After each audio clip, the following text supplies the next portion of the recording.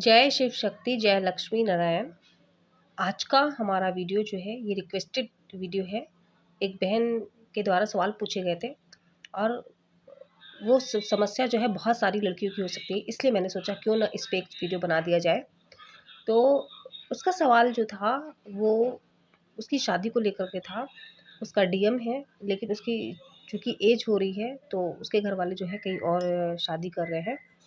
तो उस पे ऐसा प्रश्न था कि मैं क्या करूँ और मतलब मुझे कुछ समझ नहीं आ रहा है। तो ये समस्या बहुत सारी लड़कियों के साथ हो सकती है और कभी-कभी इससे क्या होता है कि बहुत सारी लड़कियाँ अपना समय भी ख़राब करती हैं और अंत में उन्हें मिलता भी कुछ नहीं है और वो समझ नहीं पाती हैं, क्योंकि वो ट्विन फ्लेम जर्नी जो है उस पे वो बहुत रिसर्च करती हैं, देखती हैं, समझती हैं और फिर उस पे उलझ जाती हैं। फिर उन्हें समझ नहीं आता कि वो क्या डिसीज़न लें। तो सबसे पहली चीज़ तो कि अगर इसको बिल्कुल एकदम सामान्य तौर से समझा जाए और जो मैं बताना चाह रही हूँ उसे ध्यान से सुनिएगा, ठीक है? तो पहली चीज़ तो जब आपको अ, शरीर मिलता है, मतलब जब आपका जन्म होता है, तो वो कर्म के अनुसार होता है, कर्म बंधन के अनुसार होता है।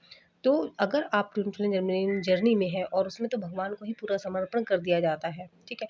और वैसे भी अगर आप इस ट्विन फ्लेम जर्नी में नहीं भी हैं तो भी आप देखें और हैं तो भी, जो एक कहते हैं ना, जो एक प्रोसेस होता है वो कॉमन होता है, ठीक है? आप अपने कर्म बंधन नहीं काट सकते हैं। तो जो जन्म होता है वो उस अनुसार होता है। तो भगवान जो जन्म देता है वो उस अनुसार देता है जो आपके पिछले कर्म होते हैं। तो उस कर्म बंधन के अनुसार आपको कौन-सा घर मिलेगा, कहाँ आपका जन्म होगा, आपकी आगे की जो घटनाएँ होंगी वो कैसे घटित होंगी, आपके पाप और पुण्य के अनुसार जो है वो सारी चीज़ें आपको समय अनुसार जो है वो घटनाएँ घटती रहेंगी।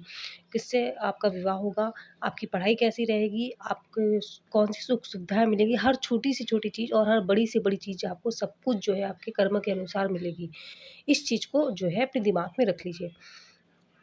आप सोचो कि हम ध्यान कर रहे हैं, हम बहुत पूजा कर रहे हैं, हम बहुत पाठ कर रहे हैं, उसके बाद भी हमें मालूम हमारे दुःख नहीं कम हो रहे। तो देखिए, पूजा पाठ करने से और ध्यान करने से आपको शक्ति मिलती है। भगवान आपके साथ तो अगर कुछ बुरा हो रहा है, तो भगवान उससे सहन करने की शक्ति देता है। लेकिन अगर आप ये सोचो भगवान उस आपके बुरी चीज़ों को काट दे या उसको बिल्कुल ही हटा दे, तो ऐसा संभव नहीं है, क्योंकि कर्म बंधन ये प्रकृति का नियम है। प्रकृति का नियम स्वयं भगवान नहीं तोड़ पाए। जी हाँ, हम बात कर रहे हैं भगवान श्री राम की।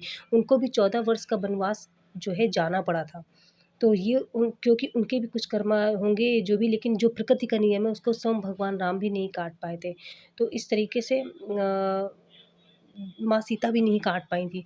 उनको भी देखो, महलों की रानी होने के बावजूद भी उनको जंगलों-जंगलों भटकना पड़ा था और बाद में उनका अपहरण जो है रावण ने जब किया था, तो उनको भी इतना दुःख मिला था।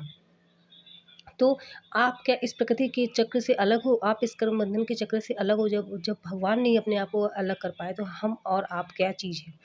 तो सबसे पहली चीज़ आती है कि आप जब समर्पण कर रहे हो भगवान को, तो फिर पूरी तरीके से करो। फिर आधा-अधूरा नहीं कि हाँ, ये चीज़ मेरी मर्ज़ी की होगी तो भगवान ठीक है, या फिर ये मेरी मर्ज़ी की नहीं हुई तो भगवान नहीं ठीक है। अगर जिससे आपका विवाह होना लिखा होगा, उससे होकर रहेगा, आप चाहे कुछ भी कर लें। तो इससे क्योंकि आपका कर्म बंधन उससे जुड़ा हुआ है। आपने उसके साथ अगर पिछले जन्म में जैसा भी कर्म किया होगा, उसको आपको रिटर्न करना ही पड़ेगा इस जन्म में। तो इसीलिए कहते हैं कि जो भी इस दुनिया से लिया उसको वो सारी चीज़ें देनी पड़ेंगी।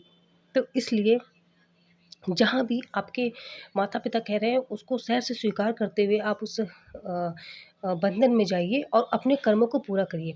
ये पूरी ये जो जन्म मिलता है, सारे उन बंधनों को जब आप करते हुए ख़त्म करेंगे, तो जब आपका अंतिम समय आएगा, मरने का समय आएगा, तब आप जो है आपके कर्म धीरे-धीरे कटेंगे।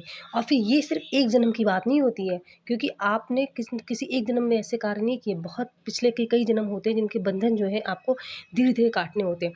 तो उसको हँस कर के काटो या फिर रो कर के काटो, वो तुम्हें काटने ही होंगे।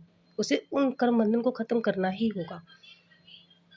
तो इसलिए आप जो है अपने बंधनों को हँस कर के काटें और जो भी आपको कार्य मिल रहे हैं भगवान की तरह, जो भी आपके जीवन में घटनाएँ होती जा रही हैं, उसको भगवान को समर्पित करते हुए उसको सहज स्वीकार करें कि हाँ परमात्मा, जो भी कर रहे हो वो कर्ता आप हो, हम नहीं है।